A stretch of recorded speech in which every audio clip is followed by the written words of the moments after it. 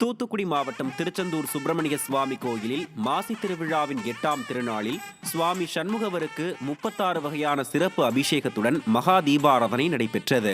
பல்லாயிரக்கணக்கான பக்தர்கள் இதில் பங்கேற்று வெற்றிவேல் முருகனுக்கு அரோகரா என பக்தி கோஷம் முழங்க தரிசனம் செய்தனர். இதைத் தொடர்ந்து சுவாமி சண்முகர் வள்ளி தெய்வானை அம்பாளுடன் பச்சை கடைசல் சப்பரத்தில் பச்சை சாத்திய கோலத்தில் எழுந்தருளி வீதி உலா வந்து பக்தர்களுக்கு அருள் பாலித்தார்.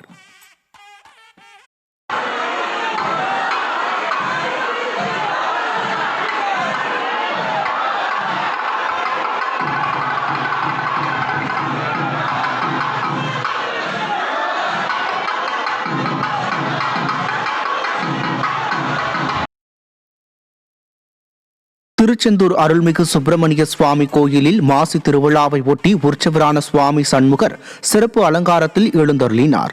வள்ளி தெய்வானையுடன் அலங்கரிக்கப்பட்ட பச்சை கடைசல் சப்பரத்தில் எழுந்தருளிய உற்சவர் சண்முகர் பச்சை சாத்தி கோலத்தில் வீதி உலா வந்து அருள்பாலித்தார். அப்போது பக்தர்கள் அரோகரா என்ற பக்தி கோஷமிட்டு சுவாமி தரிசனம் செய்தனர்.